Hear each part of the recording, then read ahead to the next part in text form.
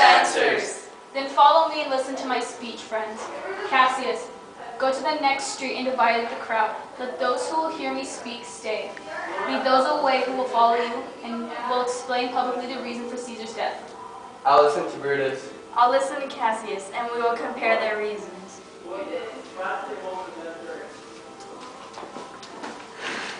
Quiet, noble Brutus has mounted the platform. Be patient until I finish. Romans, countrymen, and friends, listen to my reasons and be silent so you can hear. Believe me on my honor and keep my honor in mind, so you may believe me. Be wise when you criticize me and keep your minds alert so you can judge me fairly. If there's anyone in this assembly, any dear friend of Caesar's, I say to him that my love for Caesar was no less than his.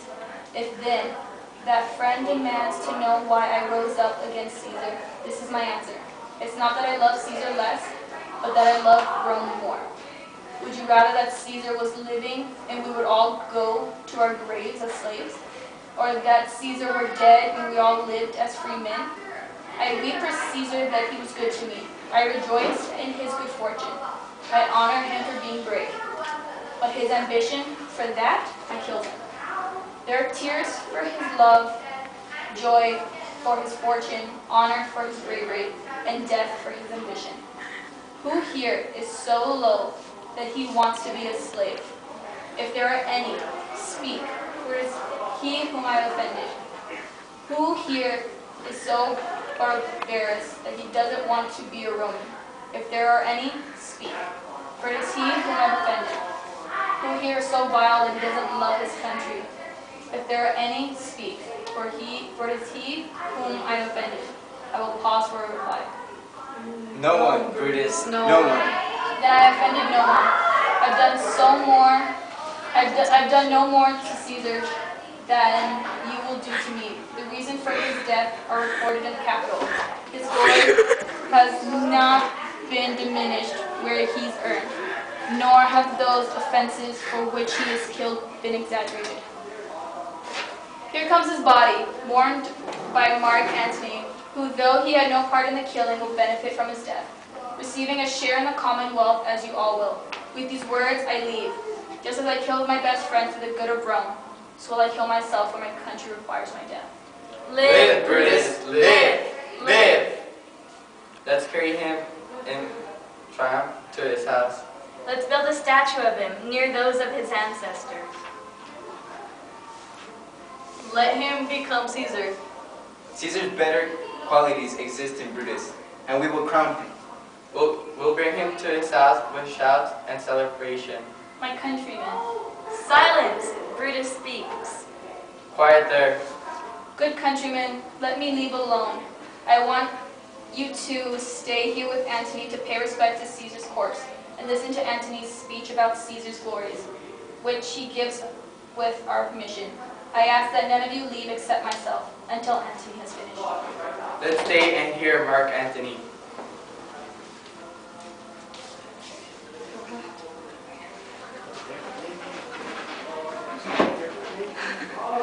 Let him mount the pulpit. We'll listen to him.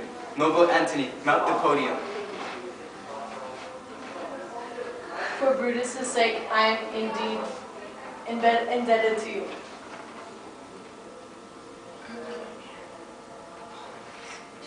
What does he say about Brutus?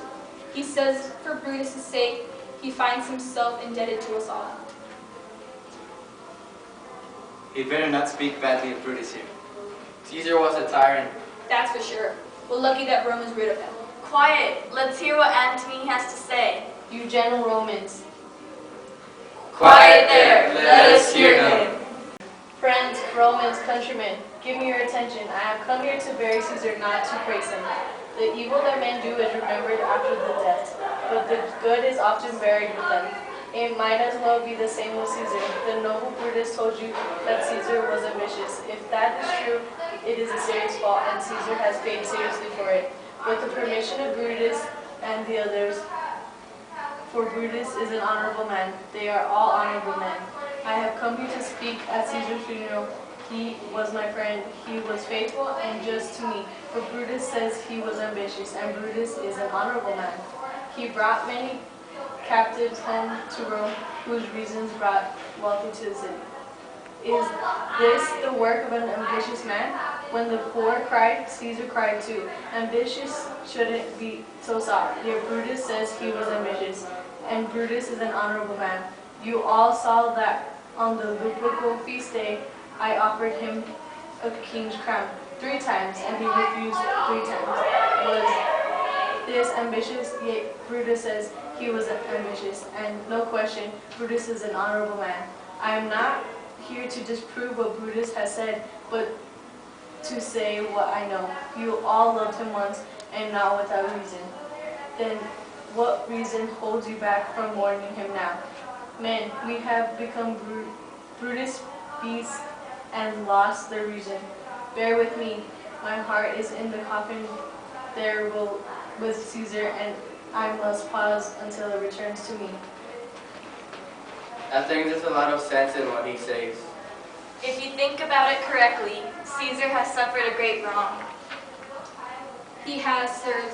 I worried there will be someone worse to replace him. Did you hear Antony? Caesar wouldn't take the crown. Therefore, it's certain that he wasn't ambitious. If it turns out he wasn't, certain people are going to get it. Poor man, Antony's eyes are fiery red from crying. There isn't a nobler man than Antony in all of Rome. Only yesterday the word of Caesar might have stood against the world. Now he lies there worth nothing, and no one is humble as to show him respect. Oh, sirs, if I stirred your hearts and minds to mutiny and rage, I would offend Brutus and Cassius, who you all know are honorable men. I will not do them wrong. I would rather wrong the dead and wrong myself and you than wrong such honorable men. But here's a paper with Caesar's seal on it. I found it in his room. It is his will. If you could only hear this testament, which, excuse me, I don't intend to read aloud, you would kiss his dead Caesar's wounds and dip your handkerchiefs in his sacred blood, and beg for a lock of hair to remember him by. And when you died, you would mention the handkerchief or the hair in your will, bequeathing it to your heirs like a rich legacy. We want to hear the will. Read it, Mark Antony. The will, we want to hear Caesar's will. Be patient, gentle friends. I must not read it. It isn't proper for you to know how much Caesar loved you. You aren't wood, you aren't stones, you're men. And being men, the contents of Caesar's will would enrage you. It's better that you don't. You're his heirs for it, you know. Just imagine what you could come of it. Read the will. We want to hear it, Antony. You have to read the will, Caesar's will. Will you be patient? Will you wait a while? I've said too much. I'm telling you of it. I'm afraid that I wronged the honorable men whose daggers have stabbed Caesar. They were traitors, honorable men.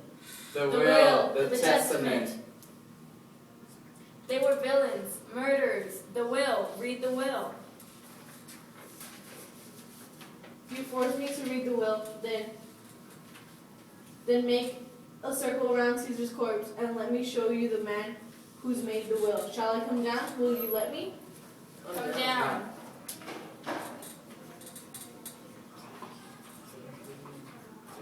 Descend.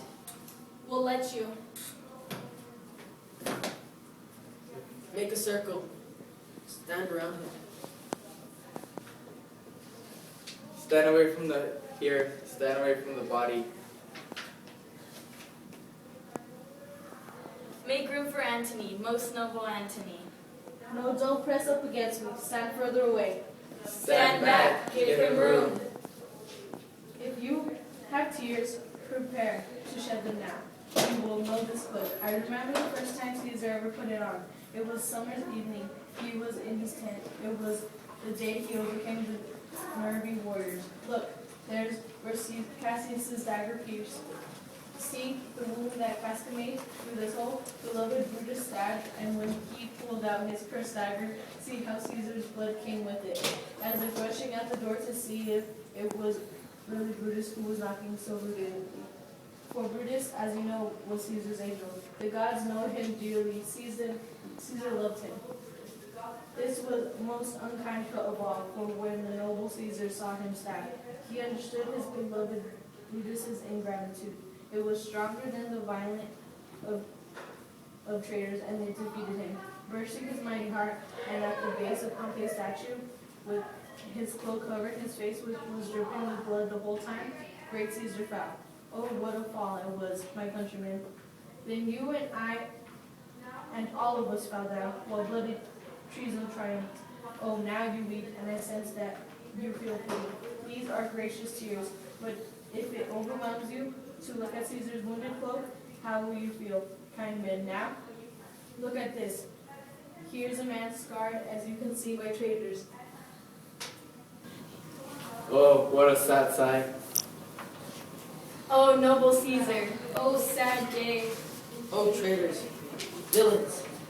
Oh, most bloody sight. We will get revenge. Revenge, let's go to them. Seek, burn, set fire, kill, slay, leave no traitors alive. Wait, countrymen. Quiet there, listen to the noble Antony. We'll listen to him. We'll follow him. We'll die with him. Good friends, sweet friends, don't let me stir you up to such a sudden mutiny. Those who have done this deed are honorable. I don't know what private grudges they had that made them do it. They're wise and honorable, and with no doubt gave you reason for it. I haven't come to steal your loyalty, friends. I am an orator as Brutus is. I am only, as you know, a plain, blunt man who loves his friend, and the men who let him speak know this well. And I have never cleverness, nor rhetorical skill, nor the authority, nor gesture, nor eloquence, nor the power of speech to stir men up. I speak directly, tell you what you already know. I show the sweet Caesar's wound, poor speechless mouths, and make them speak for me. But if I were Brutus and Brutus were me, then I'd stir you up and install it each of Caesar's wounds, the kind of voice that could convince even stones to rise up and mutiny. We'll mutiny. We'll burn Brutus' house. Let's go then. Come, find the conspirators.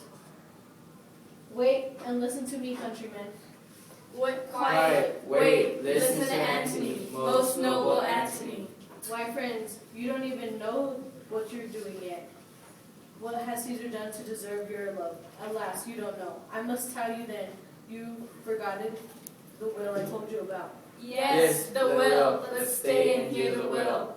Here's the will, written under Caesar's seal. To every Roman citizen he gives, to every individual man, 75 drachmas. Most noble Caesar, What what revenge revenge is said.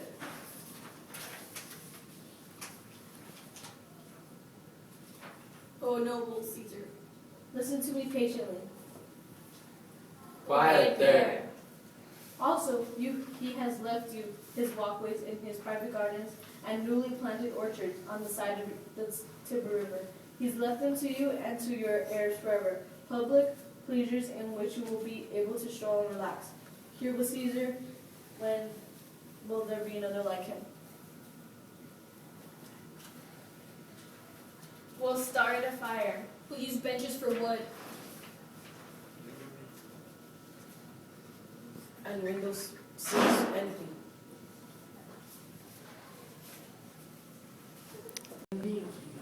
Now let it work. Trouble you have begun. Take whatever course you choose. What's up, my man? Sir Octavius has already arrived in Rome. Where is he? He and Lepidus are at Caesar's house. I will go to visit him. I ask for him. And he comes. Fortune is happy today, and in this mood will give us anything we want. I heard Octavius say that Brutus and Cassius have ridden like madmen through the gates of Rome. They probably received warning about how much I stirred up the people. Take me to Octavius.